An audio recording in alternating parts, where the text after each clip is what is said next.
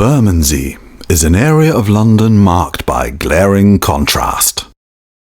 On the one hand, it is a symbol of change, prosperity, and gleaming modernity at the beating heart of the world's most vibrant city.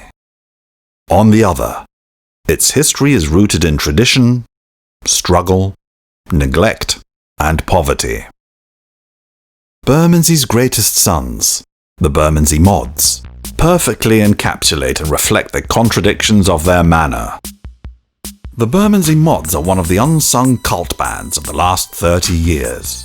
Starting out as a rough and ready working class punk outfit at the height of the baggy scene in the late 1980s, the duo have resolutely refused to compromise their musical integrity in the face of changing times and fashions. They have clung steadfastly to their punk rock ethics and have remained mavericks in an ever-shifting musical landscape, while nevertheless pushing the boundaries of technology and innovation. In the 30 years since their formation, the Bermondsey Mods have released 3 albums, each as primitive, raw and visceral as the last, and now on the cusp of releasing their first new album in 15 years, titled Venusian Orbit. The Mods have agreed to speak on camera with Radio 8 Music.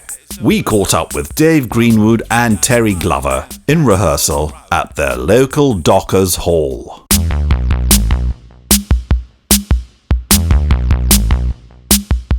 Dave! What? You're doing it all wrong, mate. It's da-na-na-na, da-na-na-na-na-na. That's what I was playing, mate. No, mate, you're going da-na-na-na, da-na-na-na-na-na. It's da-na-na-na, da-na-da-na-na-na. Oh, da-da-da-na-na-na. Da-na-da-na-na-na. So da-da-da-na-na-na. Yeah, that's right, mate. Oh, let's go again. I'll do it note perfect this time, mate. Right, from the top, yeah? Yeah, from the top, the beginning, yeah. Yeah, from the top, yeah. 1, 2, 3, 4. Believe it or not, we started back in 1989. I was working for my old man's scaffolding firm. It was an easy gig and I had enough money to get pissed every Friday and Saturday night. But to be honest, it wasn't what I really wanted to do. I wanted to be famous. So I just left school and fancied the idea of working in the city. I was young, bit cocky, thought I could do anything and I was ready to take on the world. Then I started with Dave's old man as a scaffolder's apprentice. He did a lot of work around Bishopsgate way, so it was the best of both worlds, really. I was alright at football. I had trials for Millwall, believe it or not, and was a tasty amateur boxer. But music was my first love. I really loved the Jam and Paul Weller. That geezer looked as good as he sounded. But then the Happy Mondays came along and they changed my life forever. I met Dave on my first day at work. We immediately got along and soon discovered we liked the same sort of music. Dave was like a brother from another mother, and we spent many a happy day listening to the Happy Mondays, necking drugs and throwing shapes at all sorts of raves. He's already got 2 brothers and one of them's inside. One day, one of the brothers, the older one, not the one doing porridge, he had 2 tickets to see the Ramones. But on the morning of the gig, he had a massive Barney with his girlfriend. Guess what? He found out that she was shipping cock from some other geezer. Ooh, nasty one. Anyway, they had a massive bust up and Terry got the tickets. And Terry said, "Here, do you want to come along?" Back then I could only play 2 or 3 simple chords on the guitar, yeah? But when we was at the Ramones that night, I realised their entire back catalogue was based around 2 or 3 simple chords. I thought to myself, hold up, I could do that. I turned to Dave and I said, "Here Dave, we could do that. Do you know what I mean?" And that was basically how it started. And guess what? Terry's brother and his girlfriend got back together a month later for their 3 kids. Traditional. Anyway, the moral of the story is that the Burmanzee Mods would have been nothing if my sister-in-law wasn't such a fucking slag. Tell, pass us a fucking tin of the Angel's Piss, will ya? Oh, yeah. Yeah, look. Carling, fucking... Oi, all over me face. That's what my girlfriend says.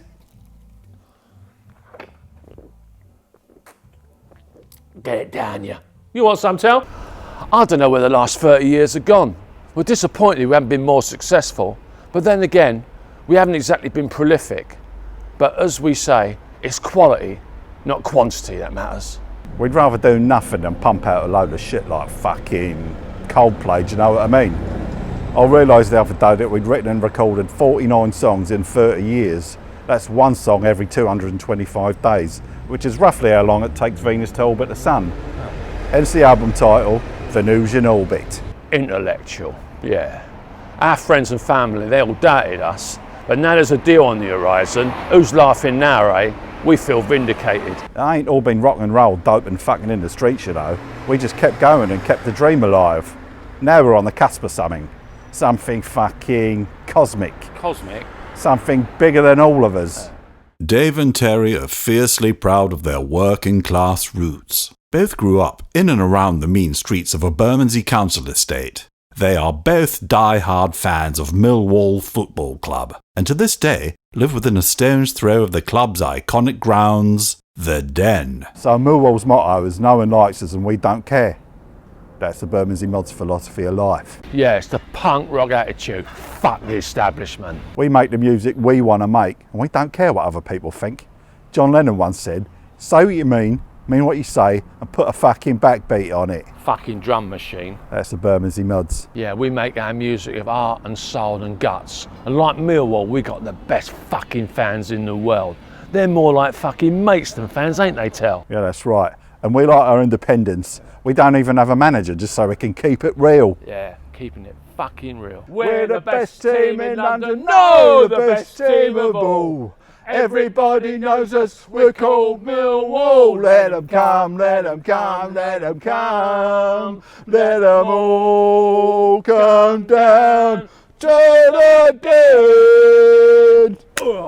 The Burmanzee Mods have self-funded the recording of their latest album, and today they plan to celebrate at their local pub with executives from Aero Vibe Records, who have expressed an interest in releasing the first single from that album. Dave and Terry hope it will lead to a recording deal. We never got much media attention. They think because we're Bermondsey born and bred that we're nothing, like we're dirt, like we're some sort of exotic southeast London fauna. Well, we ain't. We're just ordinary people. Yeah, and we always get these middle-class media types coming up to us and saying, oi, take us to a Bermondsey boozer, boys, start a fight, and that old fucking chestnut, what do you think of the Sleaford Mods? What do they think about us, eh? Because we've been going longer than them, those bloody broken pasty-faced northern sods. Yeah, here, Tel, I think that girl over there's looking at you. What, Greta fucking Thunberg? Yeah. Hi.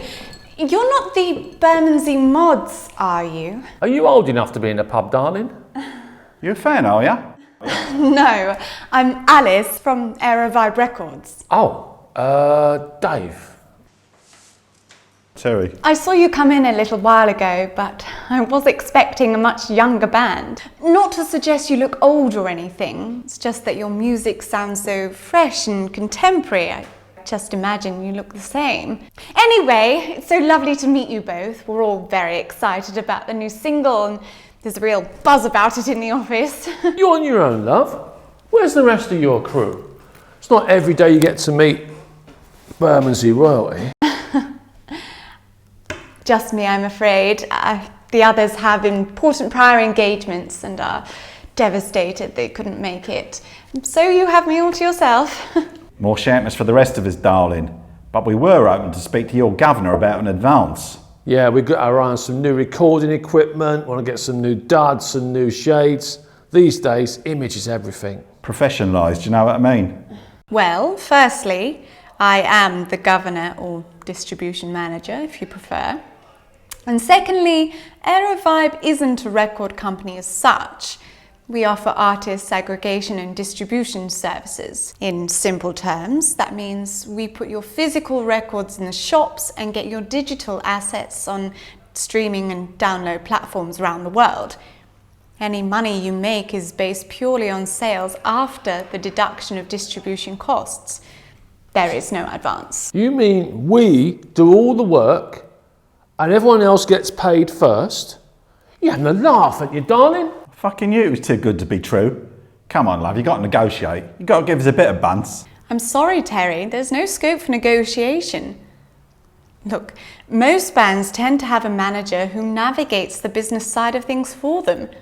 This stuff can be really complicated and If you had a manager, I'm sure they would explain all this to you in a way you might understand. Understand? I understand, love. Nothing fucking changes in this business. The artist always gets shafted right up the fucking bugle. Look, David. Dave. Everything has changed in this game since you started out a quarter of a century ago. Bands aren't showered in cash advances anymore.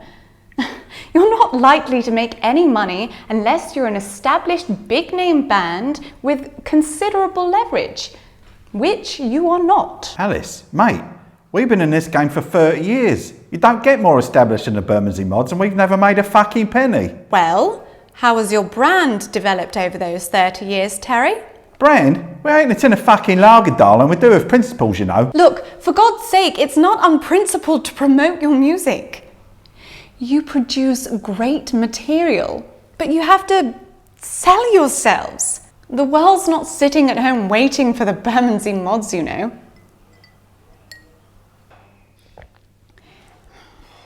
Look, guys, I'm sorry there's not much more I can do for you. But seriously, pull yourselves together and invest in a manager. Think of the time it will save and the opportunities it will bring.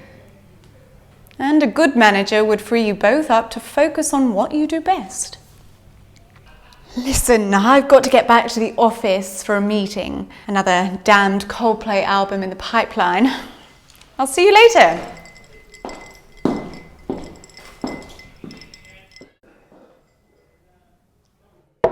What does she mean, what you do best?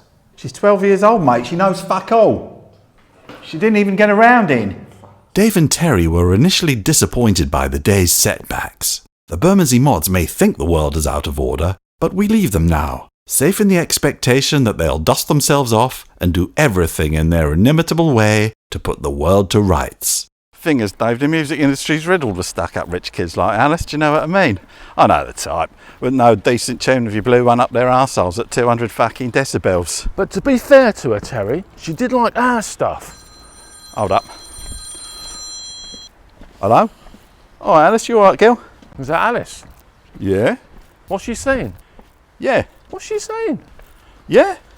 Yeah, what's she saying? Alright, thanks, Alice. I'll let Dave know. Well? Bye. That was Alice. Yeah? She's got us a gig at the Dublin Castle in Camden. A gig at the Dublin Castle in Camden? On one condition. What's that? That she represents us as our manager. She represents us as our manager? Yeah. My trainers are older than she is. What are we going to do, Terry? What? I know, mate. What are we going to do?